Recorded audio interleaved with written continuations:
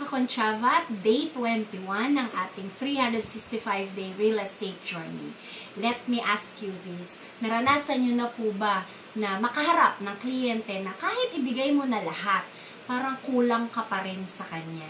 Yung kahit ginagawa mo na yung trabaho mo ng maayos, parang, alam mo yun, yung may attitude pa rin na hindi maganda.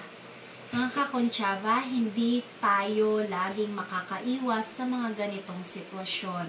Pero, kaya natin itong i-handle ng maayos. Kaya, pag-uusapan po natin ngayon, paano i-handle ang difficult clients at paano manatiling positive kahit ang hirap na.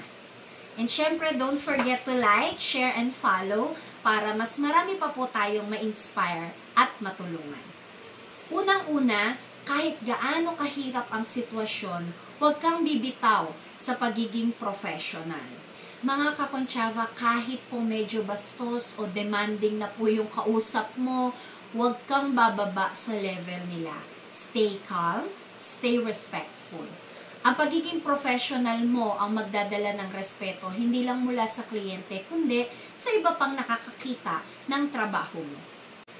Kung ibinigay mo na lahat, oras, effort, tamang service, at hindi pa rin po sila masaya, tandaan, hindi mo po kontrolado ang ugali nila.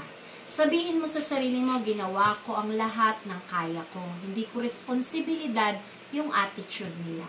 Kapag alam mong ginawa mo ang part mo, pwede naman po tayong matulog ng mahimbing.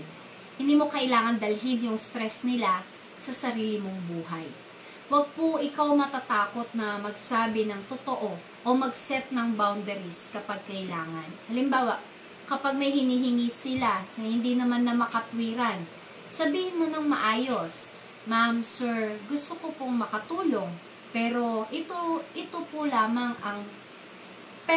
po ang tamang proseso para maayos po ang lahat." Minsan yung malinaw na pagpapaliwanag ay sapat na para maintindihan nila yung limitations mo bilang agent. Kapag hindi maganda ang trato sa'yo, tandaan mo, hindi ito tungkol sa'yo bilang tao. Minsan, may mga pinagdadaanan din sila, kaya ganun silang makitungo. Pero, hindi mo responsibilitan na buhatin ang lahat ng problema nila. Focus ka lang sa trabaho mo. At huwag mong dadalahin sa puso mo yung negativity nila. Pagkatapos ng interaction, edi let go mo na. Huwag mong hayaang sirain ng isang negative experience ang buong pananaw mo sa trabaho. Totoo, may mga kliyente na mahirap pakibagayan, pero tandaan natin, mas marami pa rin ang mababait, professional, at iginagalang tayo bilang agent. Yung mga kliyenteng tinuturing kang kakampi nila, minsan nga tinuturing ka nilang kapamilya nila dahil tinutulungan mo sila na makuha yung kanilang dream property. At the end of the day, don't let one difficult client define your journey. Kung ginawa mo na ang lahat at may attitude pa rin sila, let it go. Tandaan, mas marami pa rin ang mga mababait at nagpapasalamat sa effort mo. So keep your focus, stay positive, and always remember why you started in this business.